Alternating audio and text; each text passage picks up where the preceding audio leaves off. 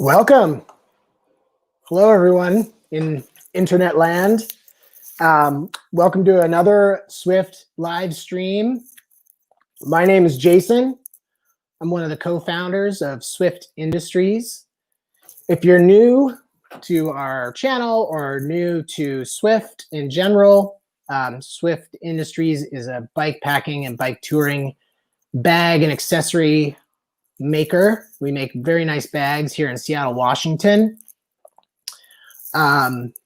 If folks are hearing me okay, maybe a little thumbs up in the chat would be rad.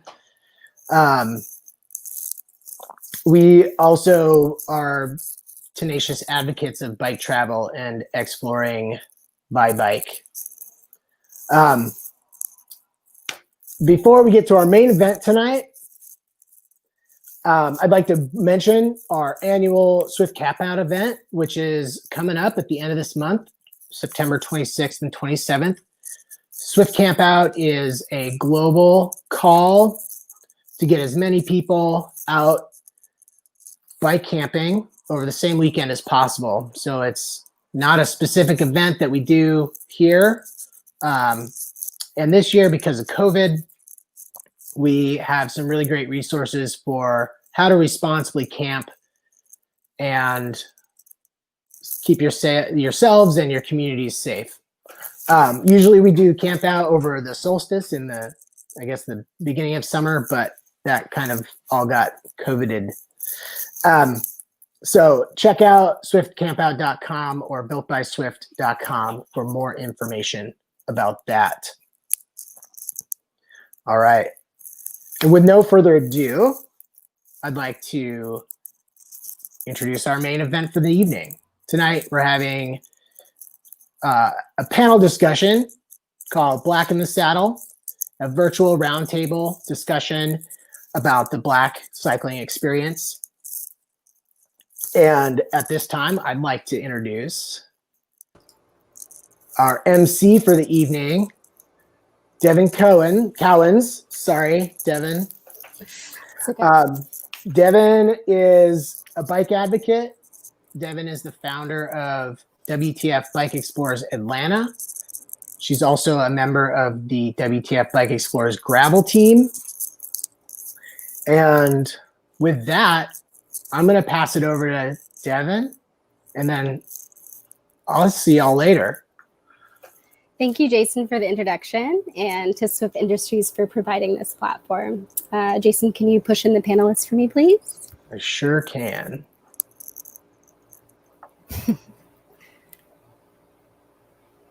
Hello. Oh, hey. We're waiting on one more. This is live. Woo. Just gonna wait 1 second here. Just gonna wait on one more. Hi everyone, I'm Devin. My pronouns are she, her, and I'm super excited to be here. I first want to thank the panelists for being here, for saying yes to this invitation, and for lending your time and energy and resources to this. And thank you to those tuning in. I know we're all experiencing video overload and decision fatigue. So thank you for deciding to be here. And I'd like to acknowledge that we are still fully living in this pandemic, a pandemic which has exposed structural racism, among other things. And I just want to take a moment to acknowledge the scale of this pandemic and the number of people that have died from COVID-19, and many of who are Black, Indigenous, and representing other communities of color, many of whom have died in isolation. So I invite you to take a moment of silence with me to honor and celebrate those lives.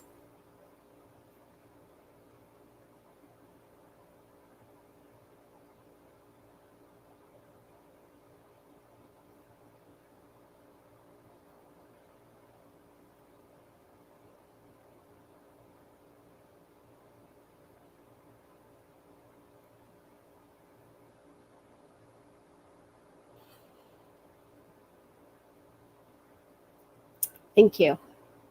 So I would like to address the nature of this conversation. Our aim here is to center Blackness, and as such, we will not be discussing the state of the cycling industry and tips for diversifying spaces.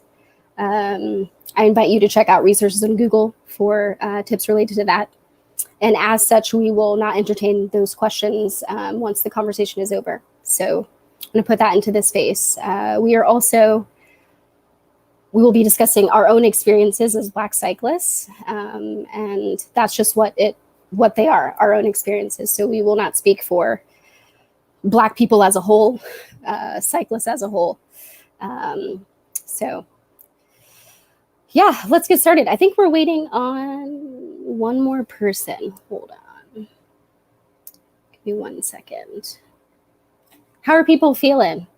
I know everyone's on mute. We'll do intros shortly, but I want to wait till today. Oh, there's Kaiden. Awesome. So let's get started with introductions, and we'll go in order here as you appear on my screen. So Lydia, can folks give their name, their pronouns, a little bit about themselves, what they're involved in, what they wish to share. So we'll start with Lydia, who's first on my screen. Hi, everyone. My name is Lydia. Pronouns are they, them, but anything works too. Thank you, Swift. Thank you, the other panelists. We've been talking about this and kind of preparing for this for, I think, the better part of a month. So I'm really grateful to be here. Excited to see where this conversation takes us. I currently live on occupied Lenape land in Brooklyn, New York. That's where I have spent the bulk of my riding over the last 6 years. It's between Brooklyn, Manhattan, New Jersey, Queens, Long Island, even Philly sometimes. I am one of the co-collaborators of Different Gear. We're a queer and trans POC Black indigenous centered cycling series. We were founded in 2016 by my two collaborators, Ryan from Brooklyn Boyhood and Amber from Life Cycle Biking. I was lucky enough to join them in 2017, and we've been taking Black queer folks on bike rides all over New York. It's a dream. I was thinking about this before, but 14 years ago, when I decided that the bicycle was going to be my vehicle, I didn't have anybody who looked like me to ride bikes with. So I just feel like I've created the community that I've been dreaming of for these last 14 years. So thanks for having me today. Thank you so much, Lydia. I love that. Erick, your turn. Hello, I'm Erick Cedeno. Currently live in Phoenix, Arizona. I grew up in Miami, Florida, and started traveling by bike about 12 years ago. I was just bored traveling through the same streets in Miami. And one day I was just biking. I was like, I wonder if I could go from border to border. So decided to go to Canada, all the way down to Tijuana, traveling through the Pacific Coast Highway. And that's how I started my love for traveling by bike. Ever since, every year I take 30 days off and I go on a bike. Also, on my birthdays, I like to take a bike trip for 7 days. So this year I'm going to Puerto Rico. I have a coffee shop. I had a coffee shop in Phoenix, Arizona. Due to COVID, I had to close the shop. But other opportunities are happening. And October 16, I'm starting my first guided tour. I'm going to take a cyclist from New Orleans all the way up to Canada. And we're going to retrace the history of the Underground Railroad, which I did back in 2014. And it's my first time taking the step into traveling as a guide. And I'm so excited about this opportunity. And thanks, Swift, for doing this platform for us to talk more about our experiences. Thank you, Erick. Kaiden, your turn.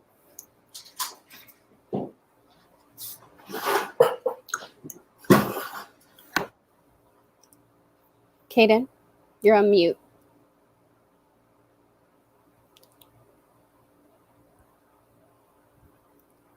I think Kaiden may have froze there.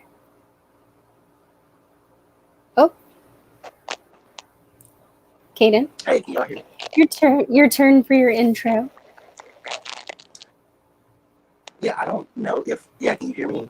Like, not your head or something. It's a little bit glitchy. Well,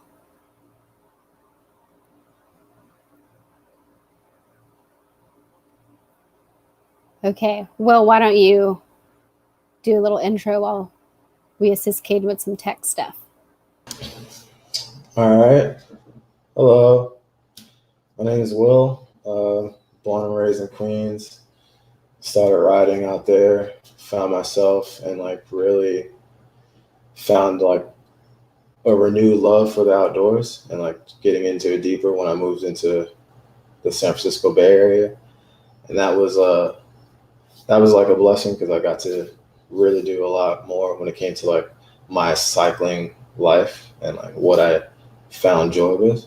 And I'm now living in Atlanta, so back on the East Coast. Currently, one of the big things that is happening for me right now is the Black Foxes. I'm one of 8 awesome individuals, and our whole thing is about controlling our narrative, and not just in the cycling industry, but in the outdoors world as a whole. And it's just an awesome ride, and it's been a great thing, the support that has been shown.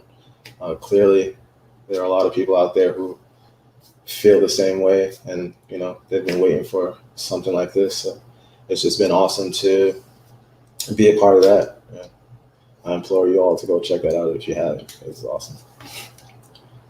I've really enjoyed watching the Black Foxes come to be and just seeing each of y'all explain the manifestos. That's been really a treat. So thank you for existing. Duncan, your turn. Hey, y'all. My name is Duncan. I own a little bike shop out in Tucson, Arizona called Transit Cycles. I grew up originally in Ohio. Started riding bikes when I was a kid. My dad was a cyclist. So been riding bikes pretty much my whole life. Mountain bikes, road bikes, all the bikes.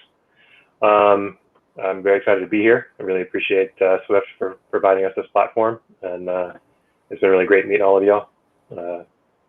And yeah, I'm pretty excited about this. It's Awesome. going to be a good time. And I'm nervous too, but drank a lot of water today, so I feel good. So I think we're gonna get started. We're just gonna figure out, get Kaiden connected and looped in shortly. But first, wanted to ask you, how do folks know each other at all? How do we know each other? Can we? I mean, I've been out to Erick's spot, and if you haven't, unfortunately it's closed now, but man, that peanut butter sandwich that you made me that time with the pickles on it, oh my God. Did you say Clearly, pickles? it's my thing, but y'all missed out. That's all I'm gonna say. It was Thank you. Yeah, I met Eric. Eric, we met at the trade show, wasn't it? At Interbike? Yes. Right around the time I was in the Interbike. shop, 6 or 7 years ago. And it was before Eric had opened the coffee shop, or I think you were getting ready to open the coffee shop. And Correct. moved to Phoenix. So, we've known each other for a little while now, and have visited each other in Phoenix and Tucson. I'm probably the most not connected to everybody, but slowly becoming connected. I've never met you in person, Will, but I did the podcast with Aisha last month. And I've never met Aisha in person either, but I feel like because I've been in Brooklyn, I've heard of you both through other Black cyclists before things were blowing up for everybody. And then Kaiden and I know each other from a bike ride that I helped organize last year, the Black Trans Bike Experience.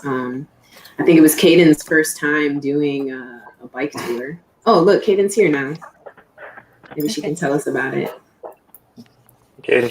Hey, Kaiden. Hey, is this working now? Yes, Yeah. we're I'm coming in sorry, clear. y'all. That's okay. Okay, so I'm here. I'm Kaiden. Pronouns she and they. I'm currently on occupied Aloni land in Oakland, California. What I do, for work, I'm an abolitionist. When I'm not at work, I'm still community organizing and doing art of some sort. And yeah, I met Lydia on the Black Trans Bike Experience tour, which my friend Jay Marie started with Lydia and some other people. And yeah, took up the tour because I was, early on in my transition at that point, and I wanted to see, what my body could do, like going through the changes. So it was really, really fun experience. I actually still have some scars on my arm. I would show it to y'all, but you wouldn't be able to see it through the fishnet. But I still have some scars on my arms from that trip. This is a really, really fun trip. I would love to talk about it more. Sorry about the tech issues. Thanks for having me, Devin. Do not apologize. If we're all learning in this virtual space. This tech reminds me that I'm no longer fully situated in millennial land. So just glad to have you here. So a few of you touch on this, but can folks talk about their sort of bike origin story, how you, like their first bike or how you first got into biking, like who introduced you, what was that experience like, or their sort of memories from that time. We can kind of just popcorn it. If folks want to kind of just share, Lydia, you want to? I'll go first. Yeah, I'm the Aries, so I'll just jump in. In 2006, I moved to Chicago. And then in 2000, like just after I moved, my grandmother called me and said she won a bike in a grocery store contest. And so she sent it to me and I just started commuting on it. And then just was like, why would I take the train? Why would I waste my money on a car? My bike got stolen. I bought other crappy bikes. And then I think it was probably around like 2010 when I finally got like a cool bike and thought I was like the shit because I was riding on a fixed gear, Specialized Langster, cruising around Chicago, no brakes, no helmet, like a reckless fool. And then at some point I added a front brake because I liked my life. And then sometime around like 2013 or 14, I started dancing with this idea of like, why don't I learn how to build bikes? Why don't I go into the bike industry? I can do basic stuff that I've taught myself. So I pretty much poured my savings into the United Bicycle Institute, and the rest is history. Like I just started working in shops. I moved to New York, and yeah, I fully embraced bike life altogether. Nice. My brother is in Chicago and he built me a bike, and I asked about fixed gear and he was like, I wish skid stopping on no one. That's just not a thing I would ever do, would teach someone to do. So he built me a single speed. And I had a brake because I also liked my life. My knees are still recovering. Right. Who wants to go next? Will? I saw Eric. You saw Eric. Okay. Yeah. I'm gonna start calling on people after this. But go ahead. Yeah. First round popcorn. So I actually got into bikes because my dad. We used to walk a lot, like in Queens. Like that was his thing. He used to walk like the fastest, and everybody in my family, and I was the only one that could keep up. So then after a while, it was just me and him walking, and he had this like old steel bike that he used to ride, and I was the one that was like dumb enough to like chill on the top tube. You know how you'd be like leaning over to the side, and like he would take me from Queens to Manhattan like that. And I used to think that was like the dopest thing in the world, but like looking back on it, I was like, yo, this is wild, dangerous, but like we was having mad fun, and like that's how I got introduced to bikes. At that time, like I had a little like whatever. Tricycle, whatever, but I didn't really ride until later on in my life. I was probably like, I don't know. I'm terrible with memory, but like I was definitely an adult, and it wasn't until I got into like playing handball around like Queens where I needed to like get to other places. I just wanted to like expand my area of where I was playing at. So the bike just became a useful tool. And it got to the point where it was like, we're not playing handball. We're just hitting up your boy, like, let's actually just go ride. And we're not playing handball at all now. So that's, I mean, it, you know, it snowballs from there, but that's how I like started. Yeah, I feel like nobody like gets their toe wet into bikes and then disappears. It's just like, you just keep going. Eric, go ahead. Fast forward to 2000, I moved to Philadelphia, and I was getting tickets left and right in Philly, and I hated it. And my dad at the time needed a car, and I was like, I'll send you mine. I want to get rid of it. And I started biking in Philly, and I loved it. After that, I moved to Miami, back to Miami, and started biking around Miami. And again, got bored of seeing the same things. And I started biking to like Key West. Miami to Key West was about 155 miles. And then I wanted to see more. And my first trip, I went to Vancouver, and I went on the Pacific Coast Highway all the way down to Mexico. And I remember, and he's probably on this on the YouTube here. I remember meeting someone by the name of Bob, and Bob has a bicycle store in Port Townsend. And again, that was my first trip, and I had about 75 pounds worth of stuff, and it was a heavy load. And I remember him telling me, like, dude, you're going too heavy. And I'm like, no, this is good. I had like 3 books. I had jeans. I have like all kinds of stuff. And he was like, okay, I'm going to lay it out, everything out on my store. And then this is the stuff that you're going to take. And this is the stuff that you're going to mail back home. And we went from 75 to like 45 or 40 pounds. And then from there, I just fell in love with traveling by bike, engaging with people, meeting new people. All the following year, I went from Miami to New York City.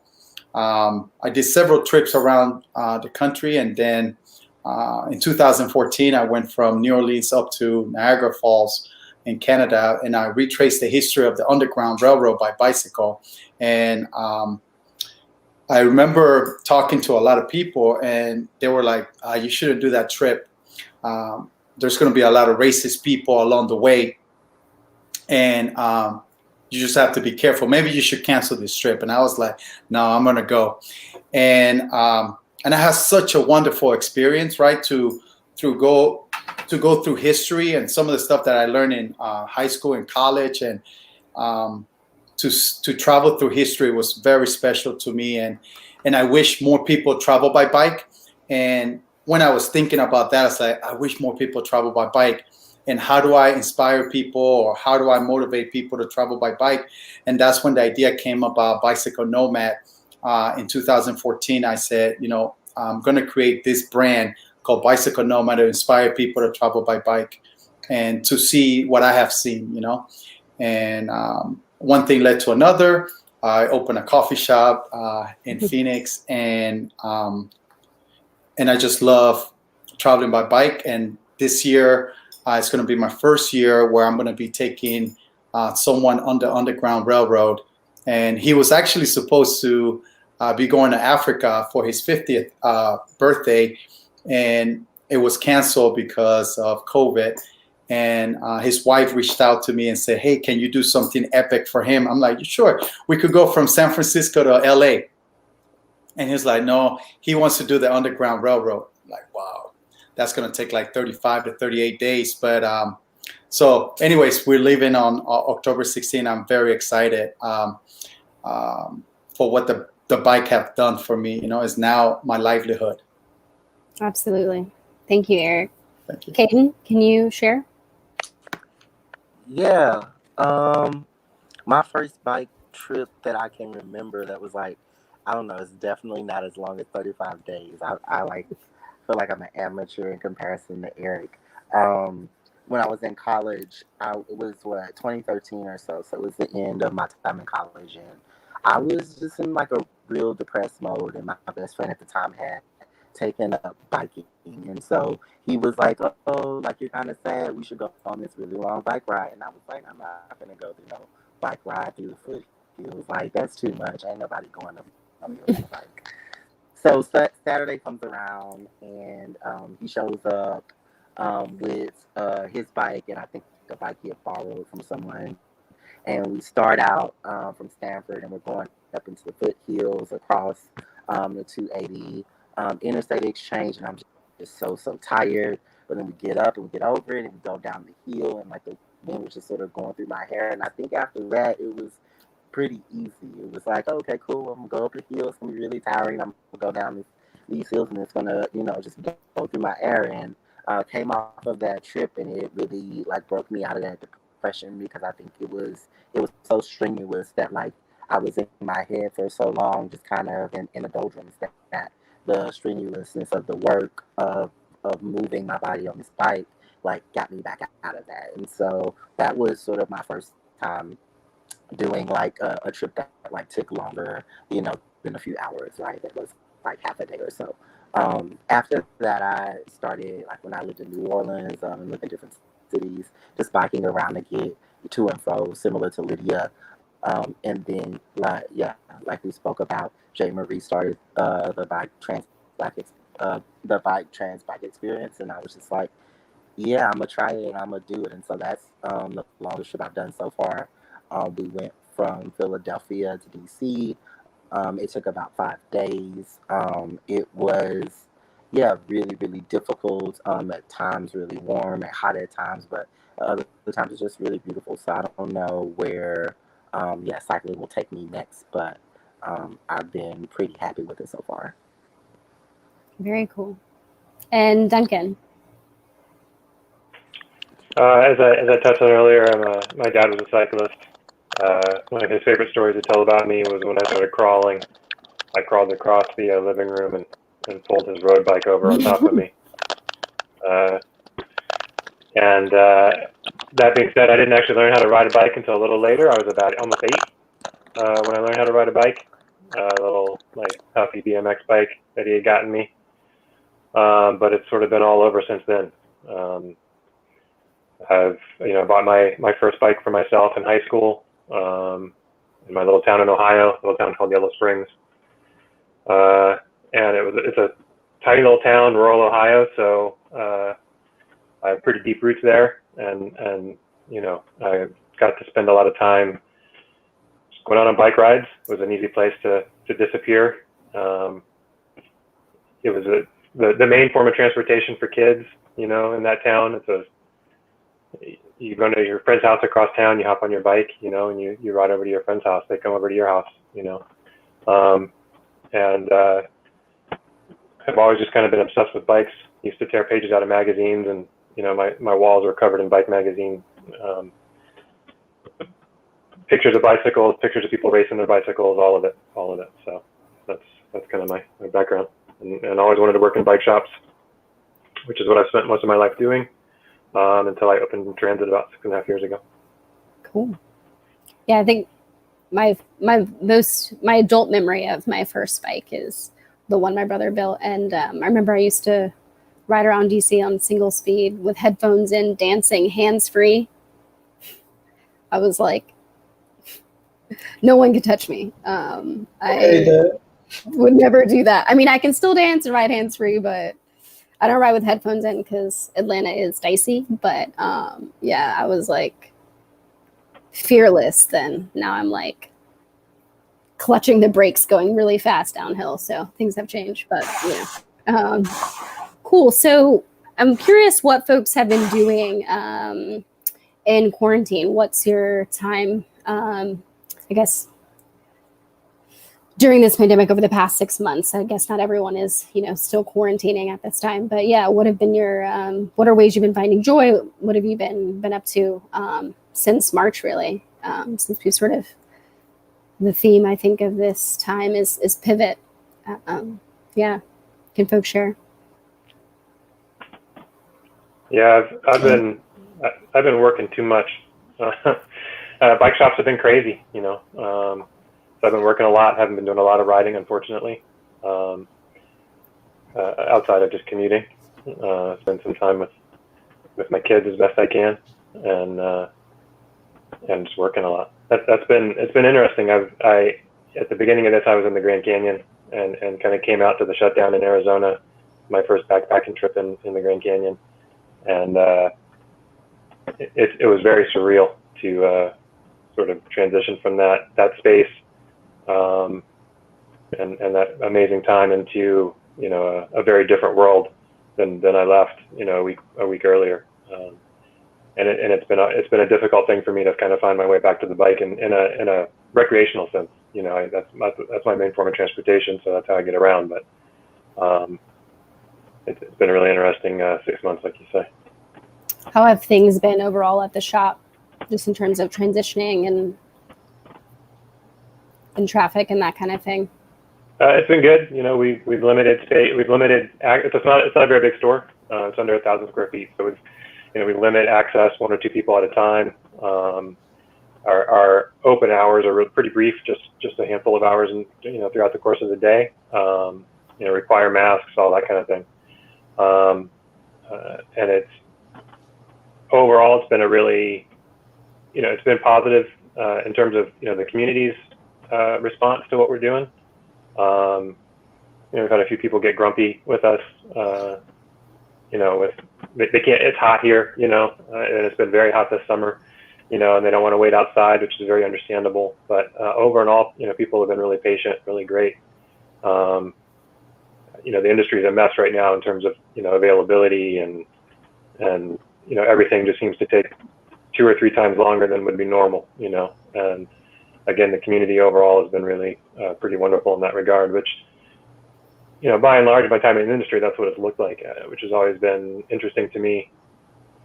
I mean, certainly my life in customer service, what I mean by that is, we've all, if anybody that's worked in customer service, you have those bad experiences with people, and hopefully you get to a place, if you do it for a while, you realize that's more about them and the kind of day they're having. And unfortunately, they choose to share that with you most of the time. But this is one of the situations where I kind of expected to see a lot of that, and overall, it's been a pretty pleasant experience and just very busy.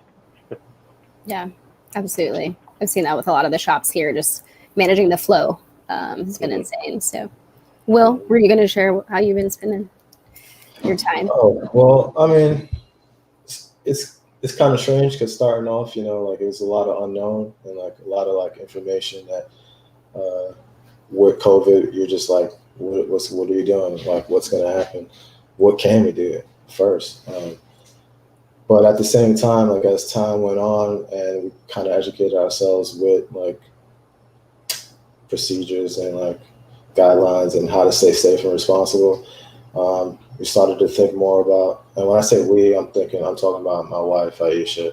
I suppose she's in the chat. I'm definitely sure she is.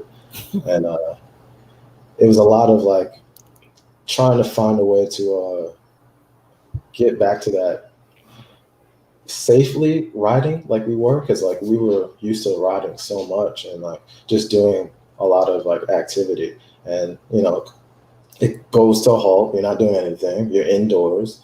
We were she had this T25. I don't know if y'all know that, but it's this workout joint, like P90X. And you out here doing all this, and I jacked my leg up for a week, and I was mad tight.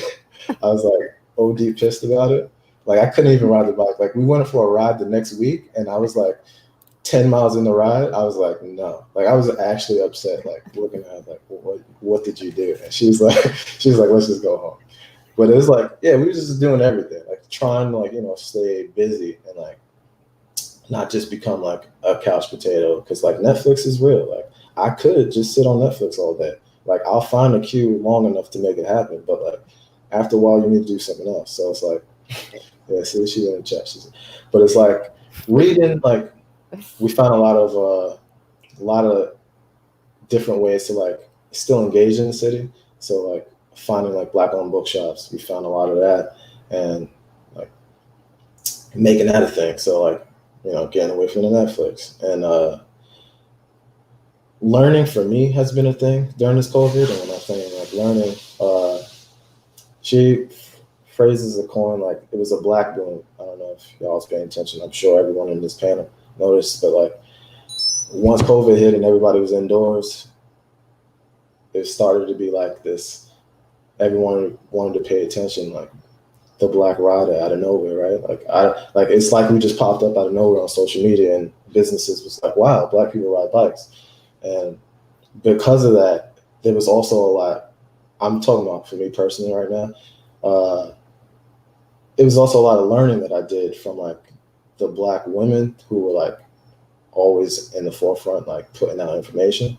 So like for me personally, like during that time when you ain't got nothing to do and you're not on Netflix, I was listening to the women who were like, yo, y'all know this is wrong? Hey, y'all know you should be doing this? Hey, why don't you try this out?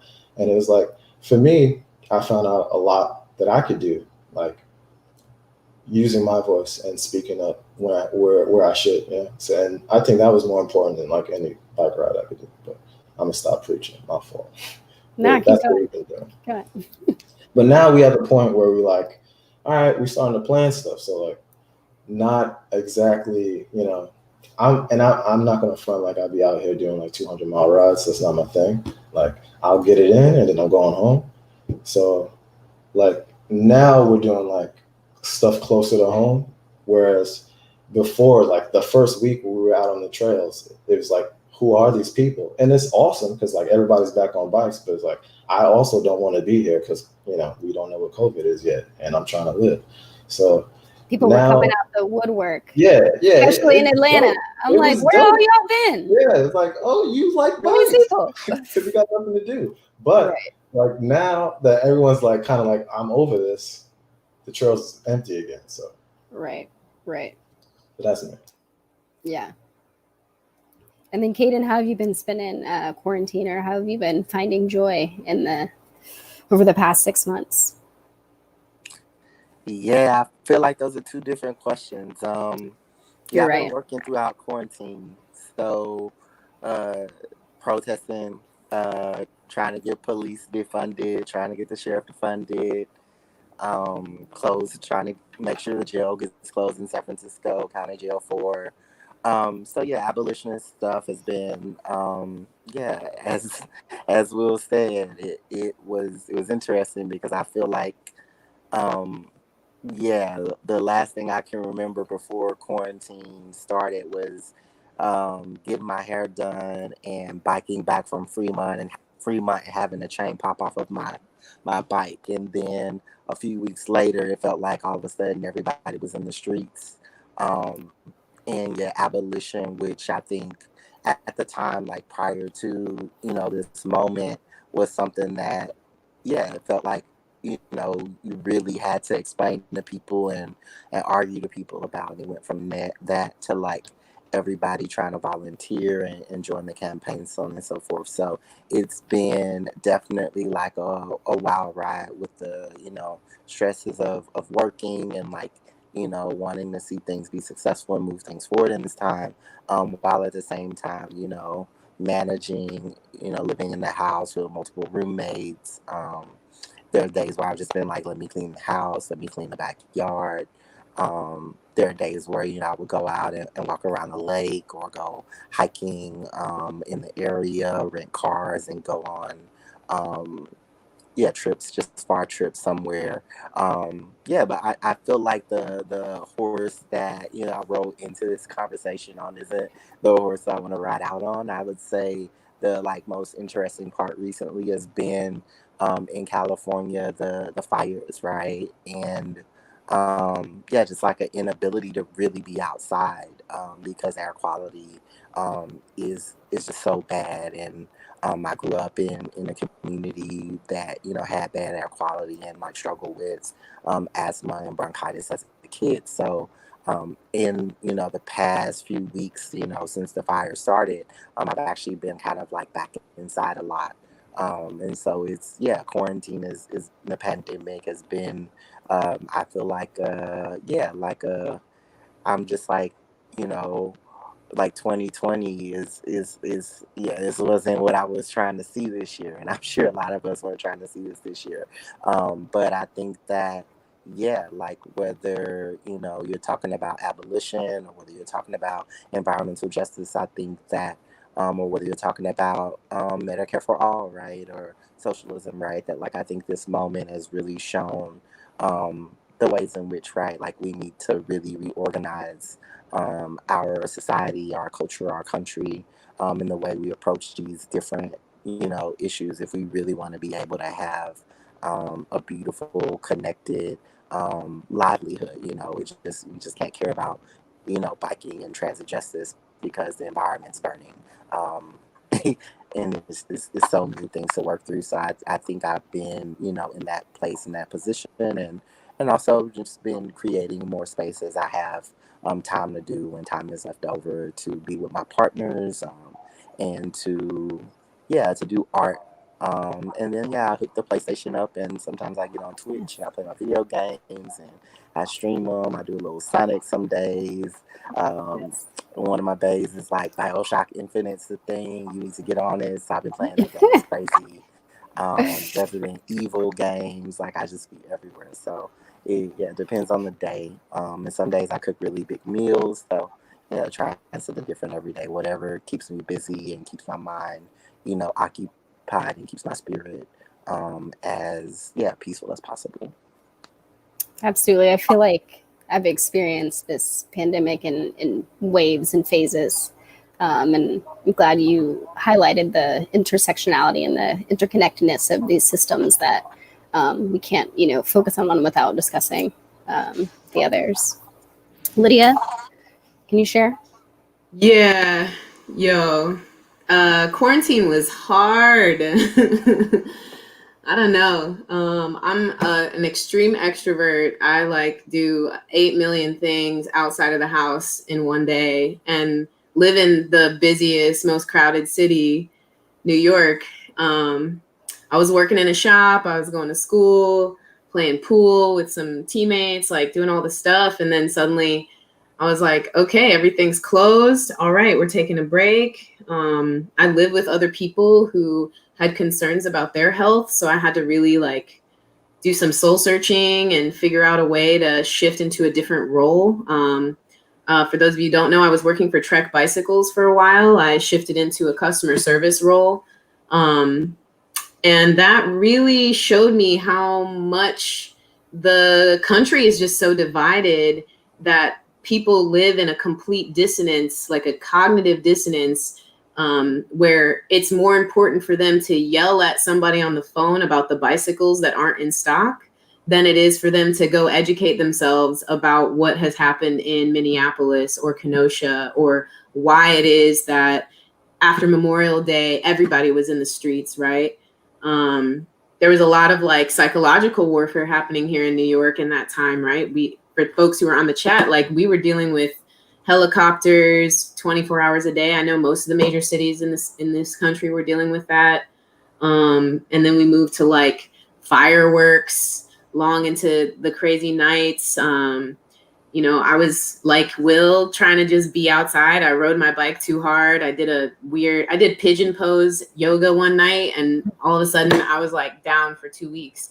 Couldn't stand up. I never had a back problem before in my life. And I was like, damn, like COVID is really trying to tell me to sit the fuck down and chill out. Like, I'm just not supposed to be out here in these streets like this. So, you know, I was doing my customer service work, doing my classes on Zoom, and just like sitting in the house, being miserable. And then I just decided, I was like, you know, you can't just be miserable with yourself. So you got to figure it out. So I did a lot of reading. I've been doing a lot of soul searching, a lot of praying, talking to my family. My family lives in the Midwest. You know, talking to my friends that are far away. It's like interesting how this time, like friends that I hadn't talked to in years or that I hadn't been connecting with on a regular basis, we were just like, yo, what's going on in your city?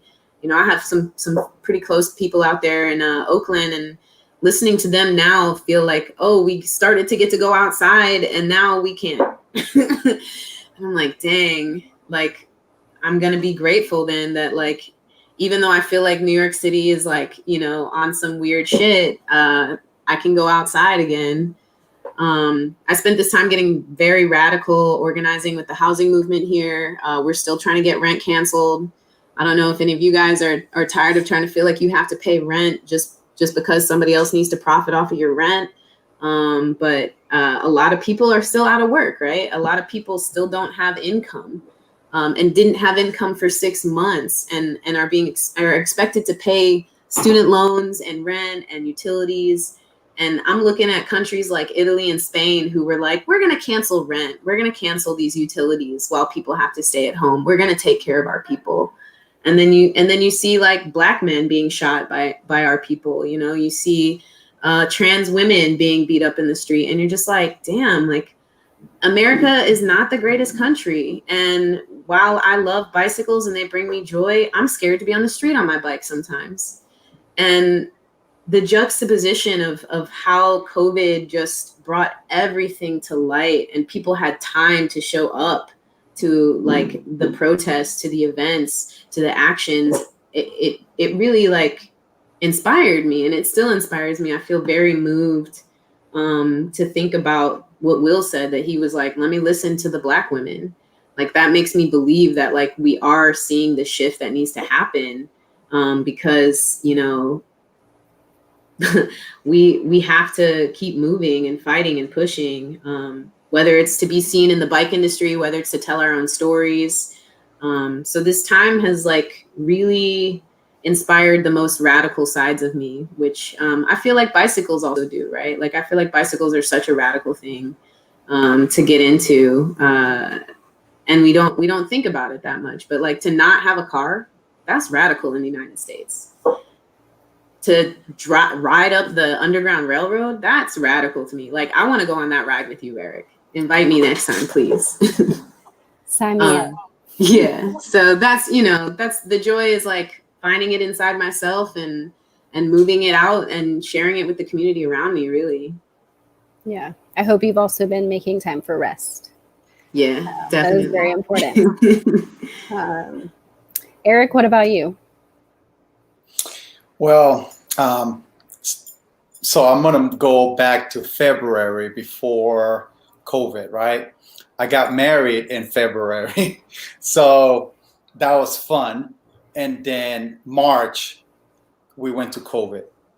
And that was stressful because I had to close down my coffee shop. And I thought it was going to be temporary. I was like, oh, I'll open in a couple of weeks, right? And then it was 1 month, 2 months, second month, third month, fifth month. That's when I decided I had to close. I wasn't able to survive, and I wasn't getting all the help that people were getting somehow. So I just closed. In the meantime, I just got married, so I'm like, how I'm going to provide? And I had to pivot. All the opportunities kept coming up, though, and I'm like, whoa, maybe this is okay. I was signed as a model, so now I'm modeling for an agency, and that was fun, and that brought some money in, and I did a couple of photo shoots and commercials, and then about 2 years ago, though, I partnered with State Bicycle, and we were just talking. I don't know if you guys know about State Bicycle. They're well known because of they did a lot of fixed bikes back in the day. So.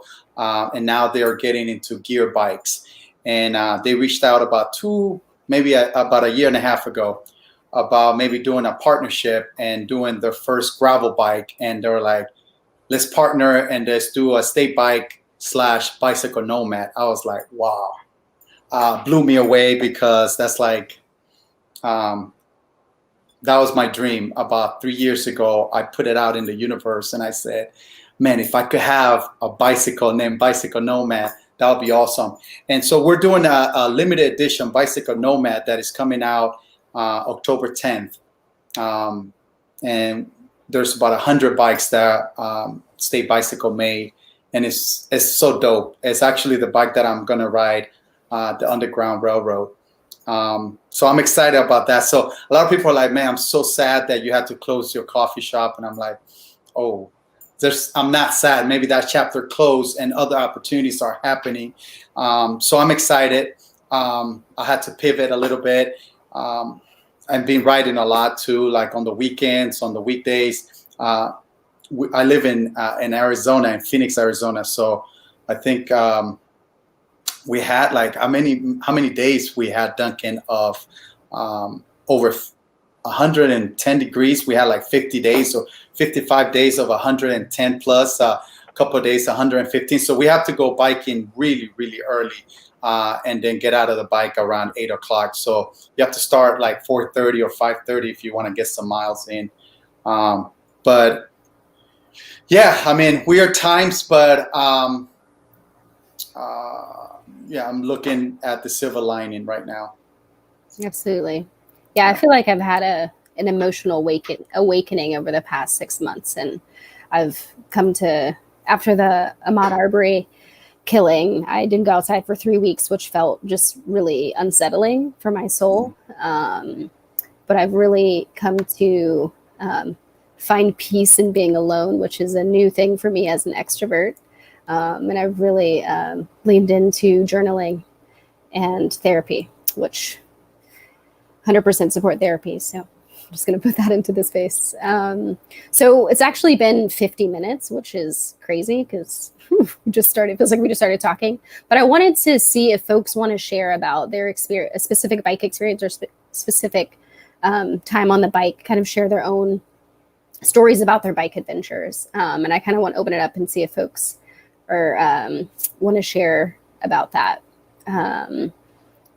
Spaces you've navigated, experiences you've had as Black cyclists. I just want to open the floor to that, and we can sort of have this conversation, and then I think we can turn it to some Q&A. I mean, I had a really interesting experience. My wife and I, we went to the UK, I think last year. Again, I'm terrible with my memory. It was recently. I'll give you that. But I always wanted to do like the van life thing. It was something that we always talk about, when you're like watching YouTube or something, or like something on Netflix, and you're like, oh, that's cool. And then you're like, yeah, we should do that. So this was like the chance to like finally like try it out, because ain't nobody just trying to buy a van and then we don't like it. So he was like, this is dope. Let's run a van. I mean, we go to London a lot. And the first time I went, I was like, next time I'm going, I'm gonna bring my mountain bike, because yes. So like we got this van, and we spent the entirety of like 2 weeks, I want to say, just riding to different trails. And we ended it at Bike Park Wales, which was like my first experience at a bike park. And it was just amazing. The reason why I say it's amazing is not just like a blanket statement. It's because, as a Black cyclist in America, if I was just riding through the woods and whatnot in a van, random spots, like nowadays, if I'm like, we road trip a lot, it's a tangent, but like if I'm on the highway after a certain hour and we need gas and the gas station looks sketchy, we just gonna keep going. Like if the car stopped, you know what I'm saying? Like I'm not going there. And like there have been times when I've pulled up to the pump and you look through and you're like, that's not looking safe. Like this dude looks like he's gonna give me some problem. And I'm just trying to buy gas. Like that's in America. But fast forward back to like the van experience that we had. And we were like,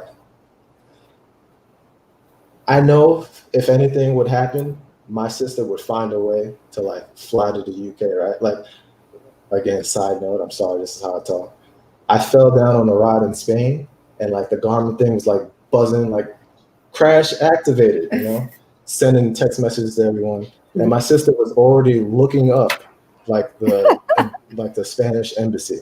Like when I got back to like where we were staying, she was like, are you good? Like already looking at prices of tickets. So that's the family that we come from, but I love you. But anyway, so like the entire time doing the van life thing in the UK, we met people and we stayed in like places that were just open fields. There were no issues. Like That's not to be like, UK is perfect, London is not racist. Like, no, that's not what I'm saying. Don't think that, because I didn't say it. What I'm saying is America, specifically all of it, is like they have a certain breed of like the attitude when they see people of color like just enjoying themselves. So like I laugh, but I know I guess just how I cope when people are like, hey, outdoors is for everyone. Like, shut your mouth. Like, that's not real. Because when I go outside and when you go outside, you don't have to think about the same things, you know? Absolutely. And I'm going to stop preaching. I'm sorry.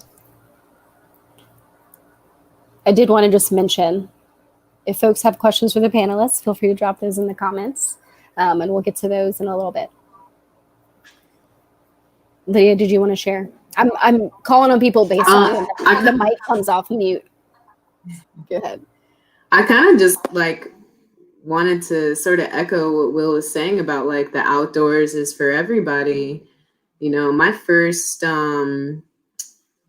bikepacking trip was with some very dear friends, but I was the only Black person and I really didn't know what the fuck I was doing. And I mean, we all were still figuring it out as we were going along. I rode like a terrible FX hybrid that was too small. I don't even know like where the tent came from that we were sleeping in. I don't think I had a sleeping bag. Like I just, you know, it wasn't something that I necessarily grew up with on a regular basis. And then once I did it, I was like, wow, this is amazing. This is so easy. This is so cheap. This is so off the grid. What a simple trip to take. But recognizing that like, and this is in California, right? But recognizing that like there's still places where I'm going to show up, and if I'm looking, you know, too masculine of center, I'm going to get followed around the store, or I'm going to, you know, my eyes are going to watch me, my every move. I think one of the biggest challenges I faced in my life as a young person was really being able to ignore the white gaze. And ignore the threat that I felt from the white gaze in spaces. So to be able to be outside the way that I'm doing it now, like leading other people on camping trips, I still feel like I don't know what I'm doing when I go on a camping trip. I'm just figuring it out as I go along. But, you know, people trust me, I trust them. We're all going to figure it out together. So the more of us that get out there, the better it is. Absolutely. Absolutely. Eric? Yeah, it's been interesting. I remember my first trip back in 2011. I had built a Seven bicycle. I don't know if you're familiar with Seven, out of Boston. And that was like one of my, I love that bike. It was titanium, custom built. I'm originally from Panama. I didn't mention that, but originally from Panama. And one of my trips, one of my bucket lists is I want to travel from the U.S. to Panama by bike. And I already have the route and everything. So, but I built this bike for that trip. But this is on the trip that I was from Canada to Mexico. And I remember stopping at a store somewhere in Oregon, on the coast of Oregon. This was very interesting. I still remember this because I walked into this store and the mechanic was like, whoa, that's your bike? I said, yeah. And he says, I've never seen a dreadlocks with a bike like that. And I'm like, what does that mean? But, you know, I'm quick with it. So I was like, well, see, now I'm opening your eyes, you know, to new things. And that was my response to him, because I just like, whoa, what do you mean dreadlock? Is that really what you wanted me to, you wanted to say something else, but you were trying to be PC with it, you know? Yeah, because, you know, like, I've never seen a dreadlock with that kind of bike. But anyways, I own my space, so I just kept it moving, right? Another trip that I took from Miami to New York City, I remember somewhere in South Carolina, and kind of like what Will said, because my experiences is different than somebody else's experience, right? But I stopped in this little convenience store, And the guy was like, "Hey, where are you coming? Where are you going?" And there was 4 guys in there, white guys. And I said, "Oh, I'm coming from Miami, heading up to New York City." He was like, "Oh, and where do you stay?" I'm like, "Oh, I stay anywhere I want to stay." I told him, right? I said, I usually just camp out in the bushes. And he said, "I wouldn't do that if I was you." And I just stared. I just stared at him. I'm like, I don't know what that means, but I knew that it was time to go, right? I'm like, okay. And I kept it going. So those are experiences that you have and that other people may not have. So kind of what Will said is, seems like it's not open for anyone or everyone. But luckily for me, I grew up with a mom that was like, "Hey, you could do whatever you want. It doesn't matter what color of skin you have." And so I have no limitation. I just go for it, But yeah, you have to use your intuition. And that's one of the things that I love about traveling by bike, because you're able to tune your intuition, and seeing this and read kind of energy and people's energy, But yeah. Absolutely. Yeah, that's the idea that, again, I grew up in a really small town in Ohio, rural Ohio. And, I used to ride by myself all the time at a pretty young age, starting around 11 or 12, maybe 13 years old. But there was always that conversation with my dad. My dad's the one who raised me, Remember, you don't go to this town, you don't go to this county. If you're, in this place, even if you get a flat tire, just keep walking. Don't stop moving. That was always a conversation that was very prevalent for me as a kid, So this idea, again, like everybody so far has been saying, this idea that the outdoors is for everybody is, obviously not true, at least not in this country. Or it looks different for us, right? We have to assume a certain type of risk to be in certain spaces. And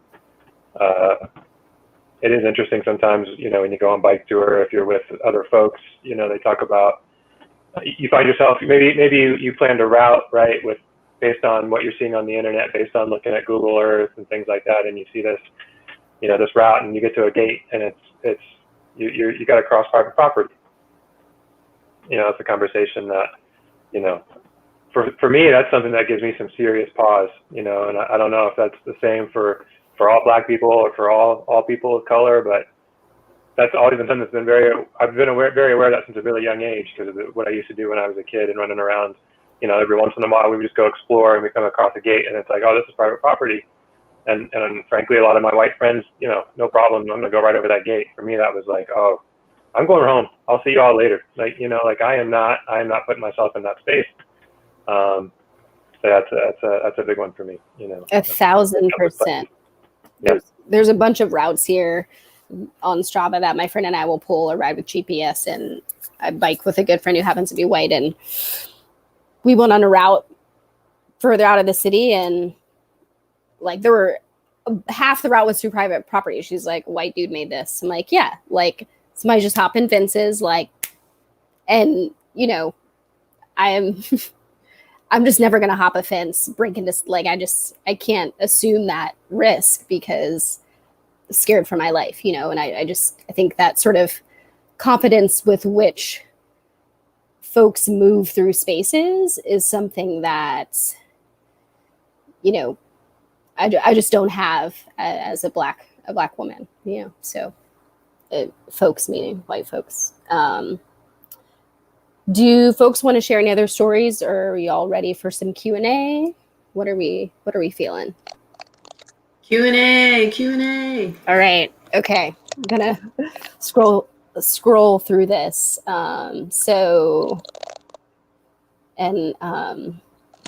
Forgive me. I have one quick story. Yes, please, Kaiden.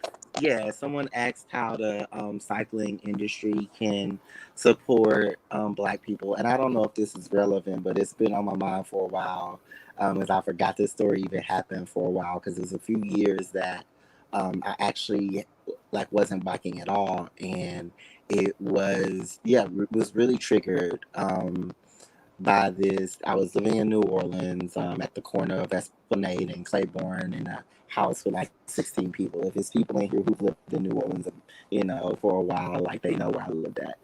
And I had 2 roommates recently move in, and they both, you know, had been previously unhoused. And one of them was selling a bike online.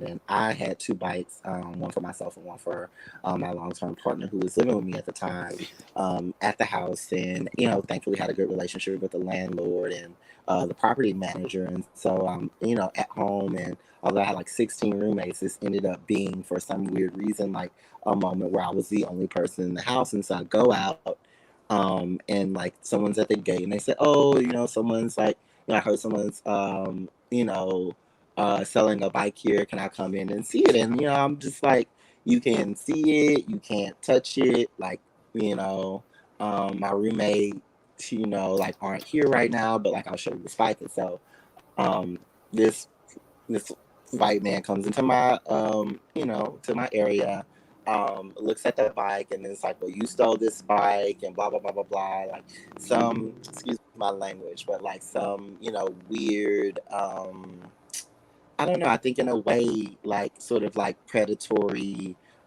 group called like Stolen Bikes NOLA, and they work with primarily transplants who have had their bikes stolen, and people will take pictures of Black people on bikes, so on and so forth, to try to track these bikes down. So now, like, I have like these white men in my yard, like all coming out of the woodwork, talking about I stole a bike, go into my room, close the door, lock it, call my landlord, who sends over, you know, just straight up his hired gun, who, who works at the gas station, who's close to the house. He comes in, moves the guy out, and the guy says, well, I want to apologize to her.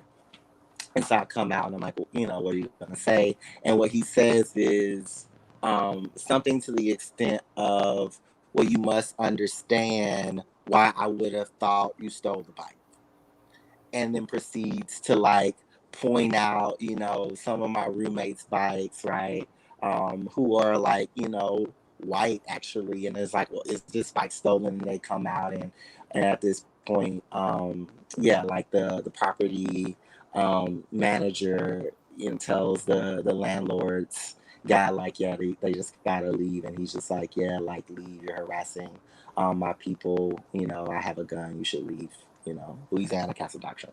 So funny thing about this situation, my friend shows up to come get me, and we leave the house, and they stay there for a while, and when it's all said and done, the bike doesn't get returned. The white roommate who in theory stole the bike isn't harassed. And I'm just sitting, you know, I sit with this, like, I don't know why it's on my mind right now, but like I sit with, because I've lived in multiple cities. I've lived in Atlanta, I've lived in, and I'm back in Oakland now, and I've lived, you know, in parts of Florida at the time. And I feel like every city I've been in has these groups where, you know, like people who really love biking and love their bikes, right, are like concerned that somebody stole their bike, and they want to find the bike because the bike is so important. But I feel like there's this like weird relationship between that and whiteness and class and protecting property and the PIC, in the ways in which Black people can get caught up, right? In this dragnet of like, of these like people loving bicycles who like, I just need to get my bike back. And so, I have a tension sitting with this right now, like as someone who has a bike, who loves my bike, who doesn't want to replace my bike, right? But also as someone who wouldn't, you know, speak to some sort of like para military law enforcement adjacent group or law enforcement, you know, to go and bring the the potential of like the state and incarceration against somebody to get back a piece of property, which can ultimately be replaced, knowing that they might lose their life in the process. So that's just something, I don't know, that was like on my like mind and heart, that I felt like necessary to share in this moment. Yeah, there's a sense of like, who are you to have this bike? And it's like, who were you to question who I am, my existence, you know, that sort of thing. Yeah, I think just the glares that I get when I'm riding areas I've ridden in before. It's, I don't have words for it, but yeah. Lydia, were you gonna add to that? I was just thinking, like, Black people can't have nothing. We can't have our own culture. We can't take bite of other cultures without being told we're probably thieves. Like, you know, you can't have a nice bike. It's a shame. It's a shame. Someone mentioned in the chat that I have a fear of bike touring because I'm not trying to ride through a sundown town. That's real. Yeah. I think. Can I? Oh yeah, go ahead, Will. I just wanted to speak to that and not necessarily like the riding through, because it don't matter what you're doing. I'm gonna say a specific experience I had. So, I like to shoot guns. Like, your opinions about it is your opinions, but legally, obviously, because I'm not stupid. So, my friend wanted me to try out this like sniper rifle that he had, because that's legal in Seattle, or where we were in the Pacific Northwest. It was some during the trip out there, and he took me to the range, because, you know, that's what you do as a, you know, legal gun owner. You go to a range to practice, right? Like, if your head needs to deal with this, think of it as a bow and arrow. And we went to the bow and arrow archery. Like, think of it like that. The point is, we go to the place to do the thing, right? And I'm nice when it comes to handguns, but I never shot a sniper rifle before. So he's like clearly teaching me, right? Like, as a teacher, right? The entire time, no issues. We're at an outdoor range, no issues. There's like kids with like guns bigger than me. They holding that joint like it's nothing, emptying the whole clip. These kids are amazing. There's so many people here, but I'm the only Black dude at this outdoor range. About an hour into it, we get this cop that slow rolls back and forth and stops at the truck that we're at. Because, like, I like trucks. My friend likes trucks. We drive trucks a lot. So our truck is the only truck there. So it's like, why are you here, right? And he stopped there. And then, like, he's just watching us shoot now. I was like, all right. Like, everyone else has a gun here, and they're doing the same thing I'm doing. But, like, why are you stopped? Like, you back into the spot, and then you shoot down the range. And he stopped his car after he slow rolled twice to just watch me shoot. So I'm like, I'm gonna give the gun to my boy. I'm gonna let him do it, because clearly I've had enough. Like, I can't do this anymore, right? So he leaves. Like, who would have thought? That's a coincidence. Crazy. They end up telling me, like, the family next to us in the area next to us, they go, a cop has never come out here before. Like, who would have thought? Wow, like, that's crazy. I did that. That's crazy. So that's an experience. And Pacific Northwest has a history, or Portland, terrible. So yeah, you don't have to be. I'm sorry how I talk. You don't have to be on a bike. That was the point of that story. Yeah, you can do anything. Existing is problematic. You know, that's what the feeling is. Okay, so I'm gonna get to some questions. So someone asks, how do you talk about immigration when bikepacking, or being in a border town? Lying in a border town? I'll field this one. It's interesting living in Tucson. We're about an hour away from the U.S.-Mexico border,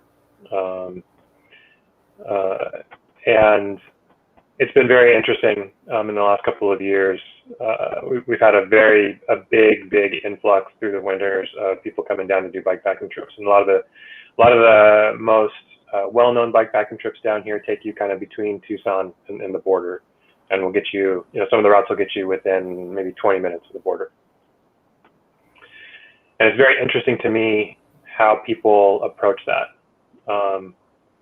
You know, because I will have people walk into the store, call or email, and, you know, some people are really direct about it. Some people are not particularly direct, but they will work themselves up to asking the question. And what they're worried about is, you know, is it safe to be down here? Is it safe for me to be out here sleeping in the dirt, you know, on the side of a dirt road, you know, so close to the border? Because what that narrative looks like when you're outside of Arizona, when you're outside of this area, is very different from what it looks like when you know, when you live here.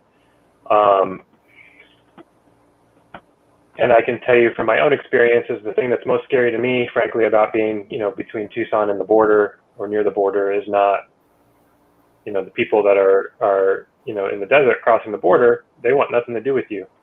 It's the people that are citizens that are, you know, militarized and to some extent border patrol and the choices they're going to make, you know, in a given situation, in a given moment, and how they're going to perceive you, you know, or more accurately, how they're going to perceive potentially me or a person of color, because we're people of color, you know.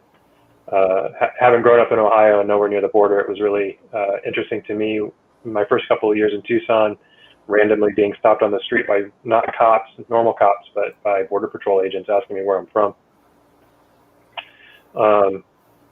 You know, that was an interesting experience. So, you know, these are, you know, Eric, you said something earlier about kind of owning your space, and I think it was you, Eric. And, you know, I'm generally pretty comfortable with, you know, putting myself out there versus when I was a kid, and kind of relating those stories earlier about not going certain places. I've kind of grown beyond that for the most part, and will go places I feel pretty comfortable about. The whole, you know, private property is a whole different thing, but, you know, I don't generally feel too discouraged by putting myself in spaces, but there have definitely been times in my years down here that, you know, I've reconsidered things, based on, again, not what most people are doing, but based on what these folks that are, you know, feel like they have to run around with a lot of guns in the desert to protect their land or to protect their space from, you know, these people that are you know, coming into the country. Yeah. So I don't know if that really answers the question or not, but it's a very interesting thing to see.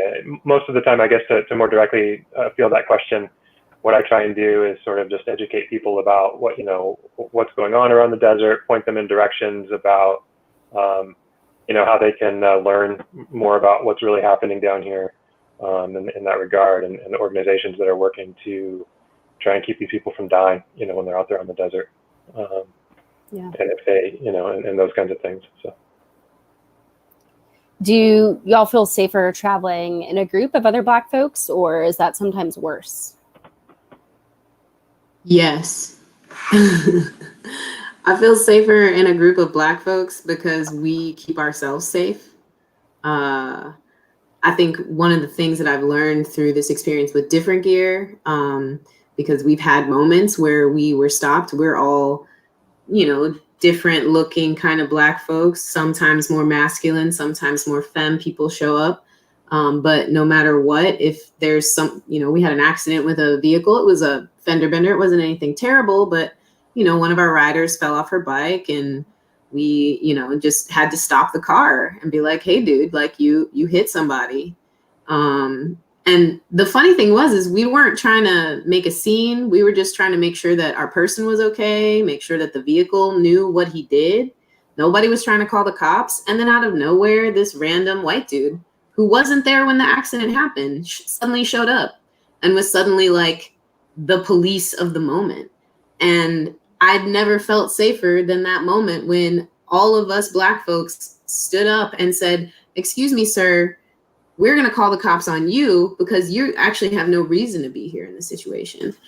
It's between us and the driver, and we're not doing anything violent. We're just talking to this driver to figure out if he saw what happened, what he did to this person. So I do feel safer, and I find the more I ride with Black people, especially riding through Brooklyn, riding through Queens, you know, we see other Black people that are celebrating the fact that we're riding bikes, and not just riding bikes because we have to, right? Like because we can have joy and we can have pleasure, and we can have it however we choose to have it with each other. So yeah, I do feel safer in a group of Black folks than alone. Absolutely. Yeah. What are some ideas folks have for using bicycles as tools for Black and Native kids for freedom? Or has anyone had any experience with this, or what's some language that you've used? Do folks work with kids?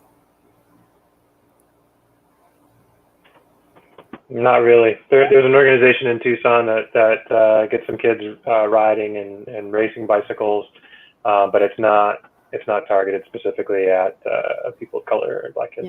Yeah. There is, and I saw that a comment in the chat. There is an organization up in the Navajo Nation that is taking kids bikepacking. They were just getting rolling when COVID hit, so they've been limited in terms of what they've really been able to accomplish up there. But I'm kind of killing myself. I'm been sitting here trying to remember the name of the organization. But their whole goal is to get kids, from across the Navajo Nation, get them on bikepacking trips, get them on bicycles, get them engaged in that space, it looks really interesting, but I can't remember the name of it. B, I don't know a whole lot about it beyond their existence. How do we talk about the kinds of freedoms bikes do and don't provide? The escape for whom? I know, what are folks' thoughts on, bikes as a tool for freedom or not? Kaiden, do you have some thoughts on this? Oh, you just muted, Kaiden.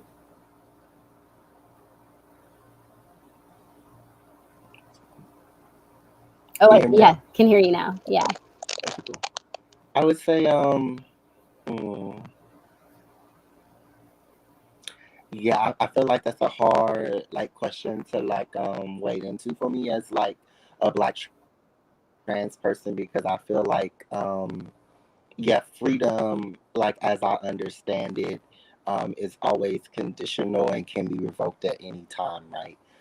Because I feel like there's this relationship for me between freedom and safety. So there are lots of things I can do in the world, right?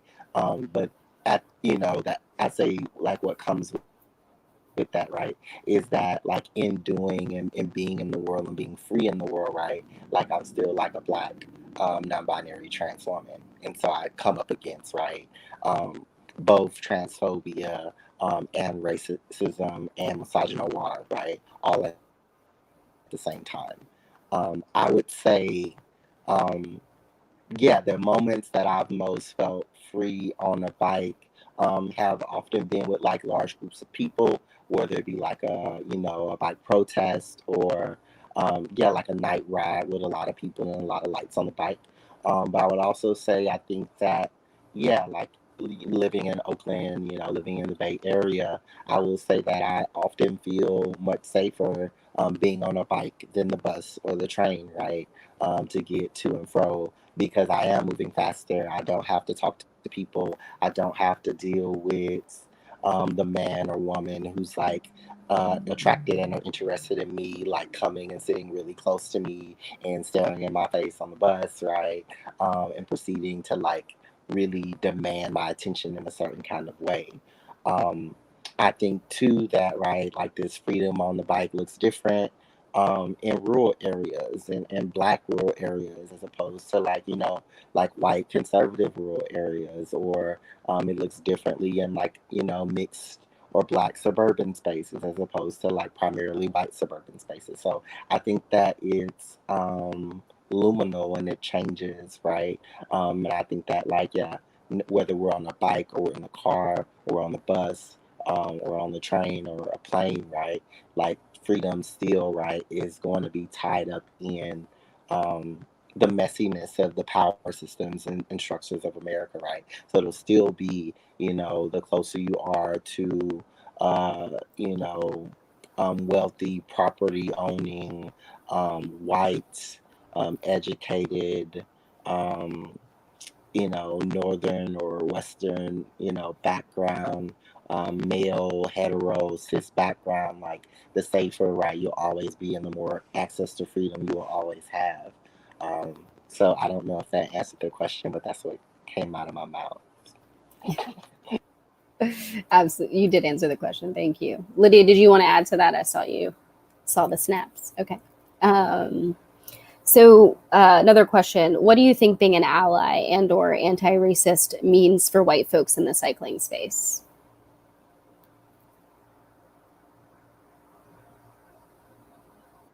Reparations. That's what anti-racism is to me at this point. It's like we've been watching white people enjoy bicycles for what, 150 years for leisure? But lots of POC folks, lots of people all over the world have been using bicycles out of a necessity, right? I think being an anti-racist is recognizing the racist within yourself, even if you don't think yourself is racist. Like, we were all raised in this country, in this dynamic, in this structure, in these systems. And so we all have some white supremacists deep down inside of us telling us things. For me, that person tells me I shouldn't speak up in certain circles, or that person tells me that I'm not good enough to be in a certain space. And I think if a true white anti-racist cyclist wants to like affirm that, they're going to give up some of their space. They're going to give up some of their comfort and make a little more space and comfort for Black folks, for indigenous folks to get on bikes.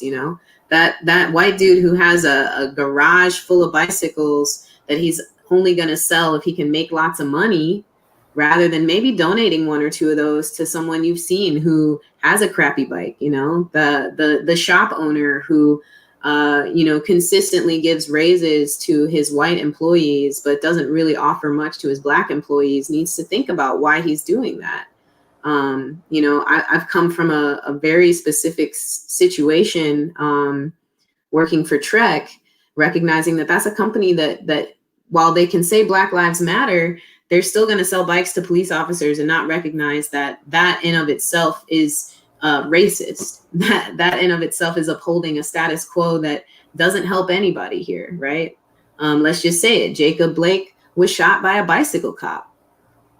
That's a problem. And that to me is not an ally. Like, Trek Bikes isn't an ally to Black folks or to Black cyclists if they're going to continue selling bicycles to police officers and not question the system that allows this privilege to exist for white people, right? Like, the first people I saw riding bikes, and I know it's different for a lot of people, but for leisure and for fun, we're all white dudes. Yeah. The first bikes were really only something that white athletic young men could do, right? And now we've got old people riding bikes. We got little kids riding bikes, everybody. So if you want to be an anti-racist, you got to start exploring that inside yourself, and then unearth it and make some changes in how you engage with the white people around you, as well as the POC or Black folks that you encounter every day. Yeah. I think too, recognizing that, we're living in a time where all the stuff that's been happening is now being recorded, but this has been happening for years and people aren't talking about it, or haven't been talking about it, excuse me. And now it's like, oh, Black folks are recording. There's footage of Black folks being murdered, and now you have concern for my life. Please consider me a full human before this time. So, yeah, I think too, also, for a white ally in that space, just acknowledging that, we're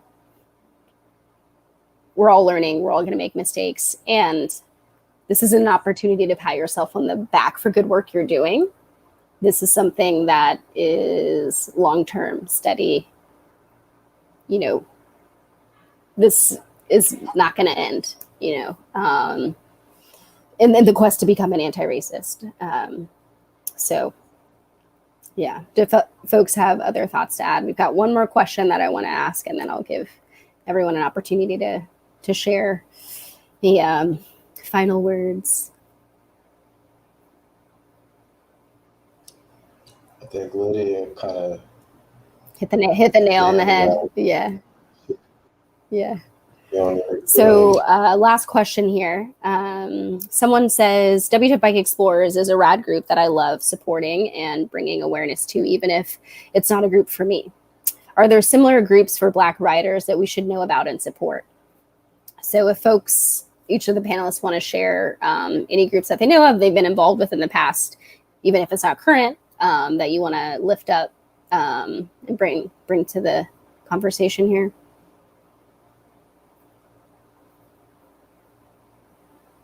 I'm gonna just go ahead and plug Different Gear BK at IG. We're trying to start our own bike shop out here in Brooklyn. We're trying to make a space that's safe, that's comfortable, that's welcoming, that's affirming to all Black people, to all marginalized identities. If you've been into a bike shop and didn't feel comfortable, like help us figure out how to get Different Gear a brick and mortar so that we can make that space for ourselves. Thank you, Lydia. Any other groups? Yeah, I'm gonna go ahead, be real quick, and say Black Trans Bike Experience. Yes. Get the girls and the babies and the he's some money so the trans peoples can get on the bike. Absolutely. For real though. For real, you know. But for real, I think it was such a beautiful experience, and transitioning is such a thing, right? Because it's a process that isn't like, you're not really becoming like, oh, I'm finally becoming a woman. I've always been. But Kaiden, can you talk a little? There we go. yeah, the learning of your body, right, and getting comfortable with your body, like through a transition, is such a interesting process. It's like going through puberty again, but you might be, hopefully you're lucky enough to do that in your childhood because you had accepting parents, right? But you might be doing this at 25 or 30, right? And it's a whole new experience. And so just being able to do that and be on the bike while like starting that journey and getting used to my body as my body is changing meant a lot to me. And so, yeah, Black Trans Bike Experience. Hopefully we can bike some more. I want to bike the Natchez Trace with some, Black trans people and Black people if possible. And so, yeah, support Black Trans Bike Experience. I believe they are Black Trans Bike Tour on Instagram. So I want to be respectful of the panelists' time and energy. Do folks want to make any closing statements? I do want to note that this is being recorded. So it will live on the Swift Industries YouTube, and also there'll be show notes, which will update each of the panelists, organizations, and links for viewing later. Anyone, any final thoughts? Not everyone at once. Well, I want to say something. Okay. I think that regardless, and obviously this is very challenging times, but we have lived it all of our lives, right? But I want to encourage people to explore. I want to encourage people to live their life. I want to explore. I want to, a lot of people have told me all throughout my life, right, not to do this, not to do that, and I'm so glad that I didn't listen, because I have learned so much. I have evolved as a human being. And yeah, just want to encourage people to keep exploring. Yeah. And just be careful out there, but live your life. Yeah. Thank you, Eric. Anyone else? Well, thank y'all for being here. Thank you for having me. Swift, thanks for having us. Enjoyed chatting with each of you, and hope that you are taking time for yourselves, and looking forward to continuing this conversation on the internet. So thanks, everyone. Have a good night. Thank you. Thank you. Appreciate it. Bye. Thanks, you guys. Bye, everybody.